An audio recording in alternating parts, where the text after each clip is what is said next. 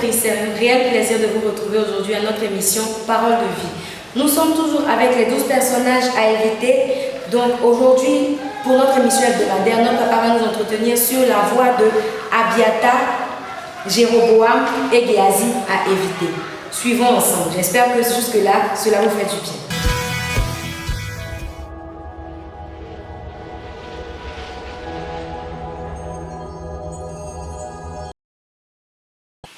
Shalom, shalom, que le Seigneur vous bénisse et que sa grâce vous soit multipliée au nom de Jésus-Christ. Nous prenons nos Bibles dans le livre d'Ésaïe chapitre 8, le verset 11. Ainsi m'a parlé l'Éternel quand sa main me saisit et qu'il m'avertit de ne pas marcher dans la voie de ce peuple. Alléluia. Quand la main de Dieu a saisi le prophète Ésaïe, Dieu lui donne des instructions en lui disant « Ne marche pas dans la voie de ce peuple. Ne suis pas les desseins, ne suis pas les plans qui sont dans le cœur de ce peuple. Suis mes plans. » Bien-aimé, quand Dieu t'a saisi, il a un plan, il a un programme, il a un chemin tout tracé pour toi. Tu ne marches plus comme tu veux. La Bible déclare qu'il n'est pas au pouvoir de l'homme de conduire ses propres pas. Conduis tes pas. Et tu dois marcher selon lui, tu dois te soumettre à lui, tu dois lui obéir. La voix du peuple, comme nous l'avons dit dans les séries passées, la voix du peuple, c'est ce que je pourrais appeler ici la voix de Géhazi. La voix du peuple, c'est ce que je pourrais appeler la voix d'Abiathar. La voix du peuple, c'est ce que je pourrais appeler ici la voix de Jéroboam. Nous allons voir ces trois personnages. D'abord, la voix de Géhazi. Dans le livre de 2 Rois chapitre 5, nous lisons à partir du verset 24 jusqu'au verset 25 jusqu'au verset 26. Puis, il alla se présenter à son maître Élisée et lui dit,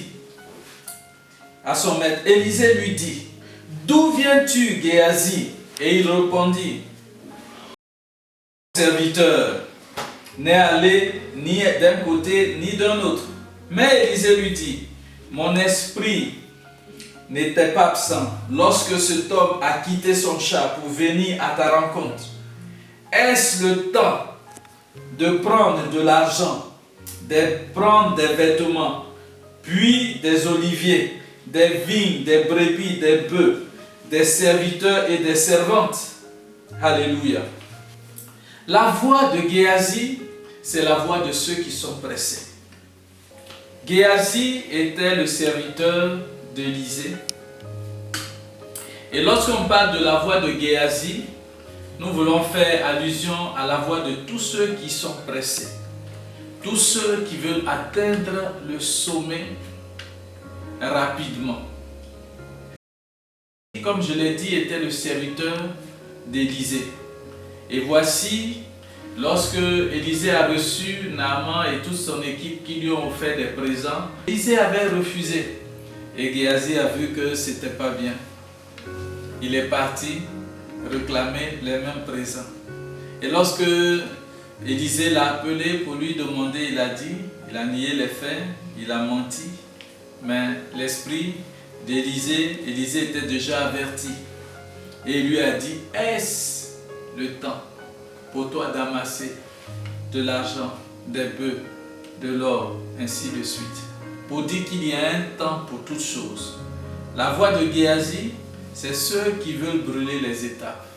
Ceux qui ne sont pas prêts à passer par les voies que Dieu a établies et marcher au temps prescrit par Dieu.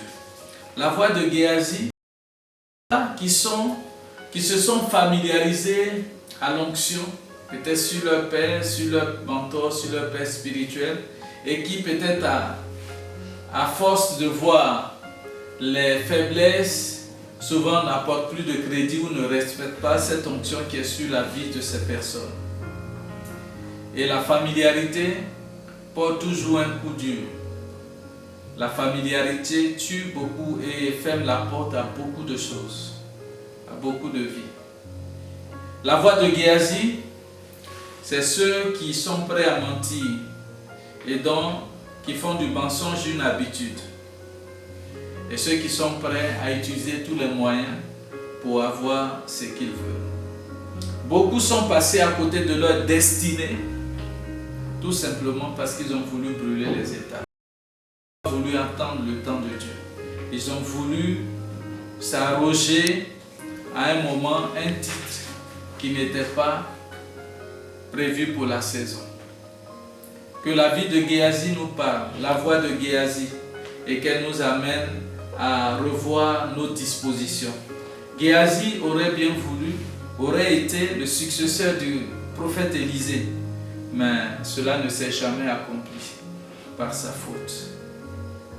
Que Dieu nous amène à reviser nos voies et à reformer nos voies, de sorte que cela soit conforme à ce qu'il a dit.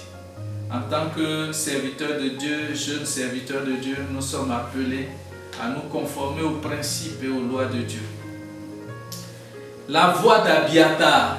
Abiathar était sacrificateur, il était le seul du sacrificateur Élie qui était encore dans la course.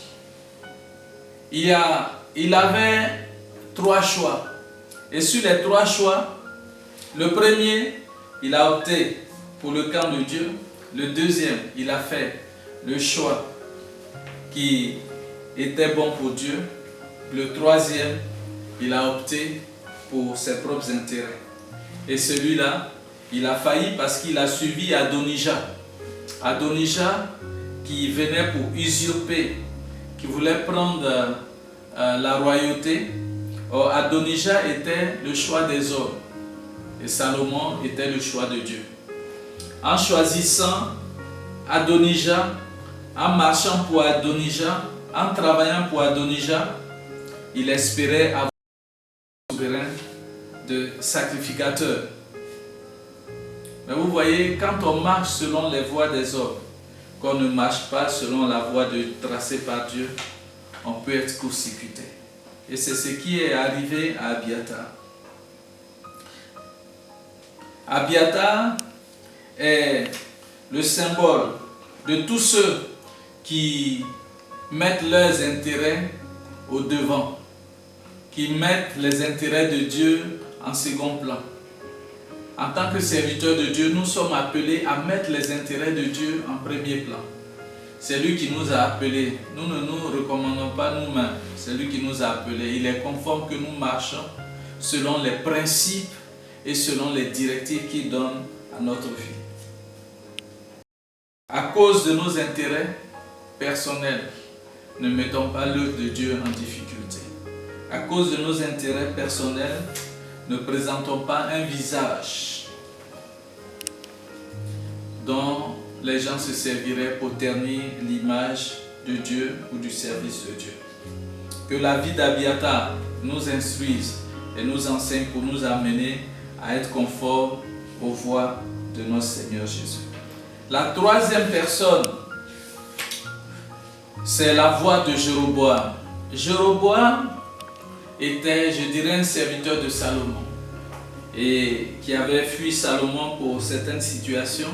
Un jour, le prophète lui a annoncé un message en lui donnant au moins 10 portions de tissu qui avait été découpé pour lui dire que Dieu lui donnait 10 parts du royaume d'Israël parce que le royaume allait connaître un schisme.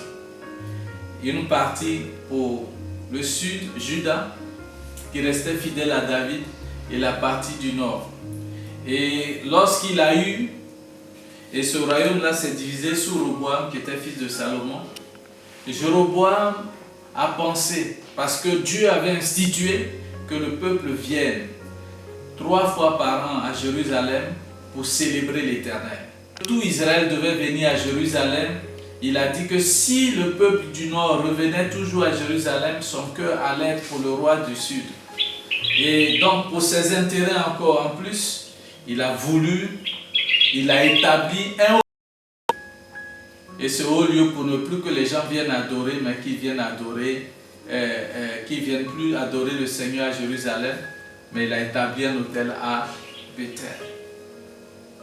Voici comment il a pu rendre à Dieu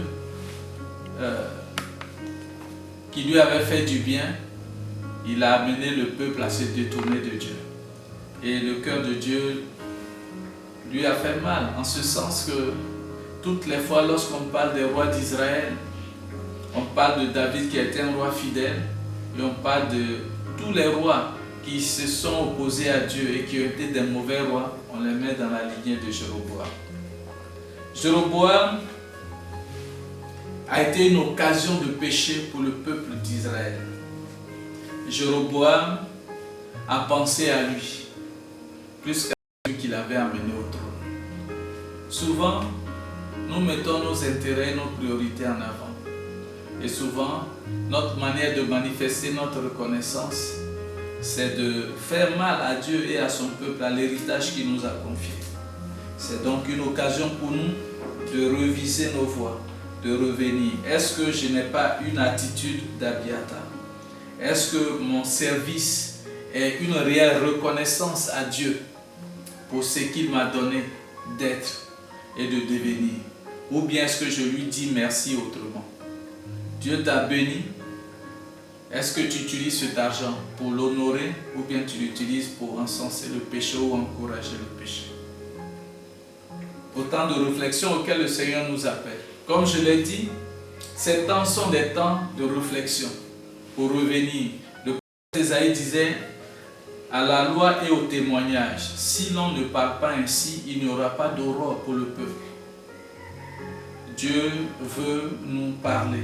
Dieu veut nous ramener à lui. Dieu veut ramener nos cœurs à lui afin que nos services lui soient agréables et que son cœur soit réjoui. Et que toutes les calamités qui étaient en route contre nos vies soient déviées au nom de Jésus-Christ. Prends le temps, pense à ta vie, revise, remets ta vie en question et reviens dans les voies du Seigneur. Il t'utilisera pour la gloire de son Seigneur. Amen.